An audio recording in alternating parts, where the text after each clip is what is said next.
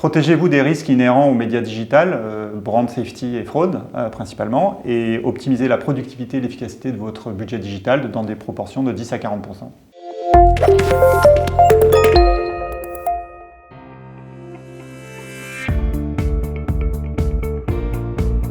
Dans le domaine de la brand safety, donc la diffusion de campagnes publicitaires dans des environnements risqués pour les marques, dont les contenus sont inappropriés pour les marques, l'année a démarré assez fort avec cette enquête du Times qui a fait beaucoup de bruit en Angleterre, donc le Times anglais, qui a enquêté et dont l'enquête a révélé que des campagnes publicitaires de grandes marques réputées, connues, avaient été diffusées en face de vidéos de Daesh. Donc évidemment, ça c'est inacceptable pour ces marques, pose un énorme problème par rapport à leur image et leur réputation.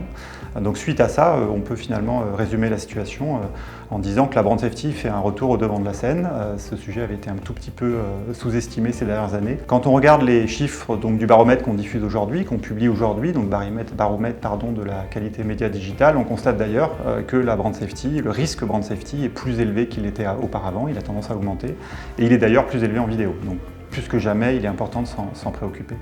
Sur le sujet de la fraude, qui était depuis maintenant un moment au devant de la scène, la fraude est plus que jamais importante. Si on regarde nos chiffres, les chiffres montrent une augmentation du risque fraude pour ceux qui ne s'en protègent pas et inversement une stabilisation à des niveaux très bas pour ceux qui s'en protègent. Et enfin sur la visibilité, sujet un petit peu historique, on constate une très légère amélioration en programmatique, donc ça c'est une bonne nouvelle par rapport au semestre précédent où on avait vu une dégradation en l'occurrence. Par contre, si on résume, on est quand même sur un marché où une impression sur deux est invisible. Donc le vrai sujet c'est celui-là, c'est comment on fait pour améliorer et réduire cette part d'impression invisible.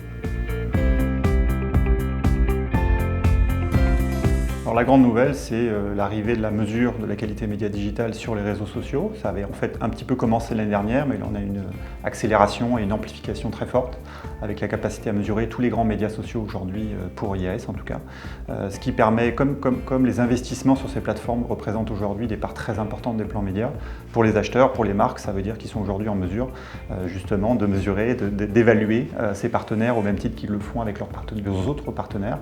Et puis de manière générale, le sujet du contexte a fait un grand retour. Donc, après des années de programmatique où on n'a fait que de l'audience, le retour du contexte est très important. Et aujourd'hui, c'est intéressant de voir que côté éditeur, par exemple, on voit beaucoup d'éditeurs qui s'emparent du sujet et qui en font un élément d'avantage concurrentiel par rapport justement à ces grandes plateformes, en mettant la qualité média au cœur de leurs discours commerciaux. On voit des alliances comme Gravity, comme Skyline qui se construisent autour de cette notion de qualité média. Et puis côté des marques, plus que jamais, les marques se sont saisies de ces sujets avec leurs partenaires agences et on en fait aussi un élément essentiel de leur stratégie média digitale pour améliorer les résultats. Le premier conseil qu'on doit et qu'on peut donner aux marques, c'est d'abord de s'en préoccuper et de déployer des stratégies actives d'optimisation de cette qualité média digitale. Aujourd'hui, c'est ce que font plus de la moitié des marques du top 100 des investisseurs français qui travaillent avec nous et qui arrivent à générer, selon tous les calculs qu'on fait, entre 10 et 40% d'économies sur des impressions qui étaient auparavant inefficaces, invisibles, frauduleuses, non brand safe, et qu'on est capable avec eux de réinvestir, de les aider à réinvestir sur des impressions effectivement efficaces. Donc 10 à 40%, c'est énorme, c'est un gisement de productivité énorme.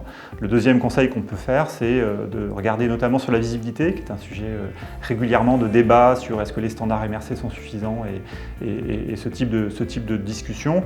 Ce que les études montrent et ce qu'on conseille à nos clients de faire, c'est de rechercher les impressions aux durées d'exposition longues, car ce qu'on constate, c'est que la durée d'exposition aide à maximiser la performance média. L'idée, c'est vraiment d'aller chercher des impressions avec des durées d'exposition très très longues. C'est ça qui va booster la performance des budgets des annonceurs.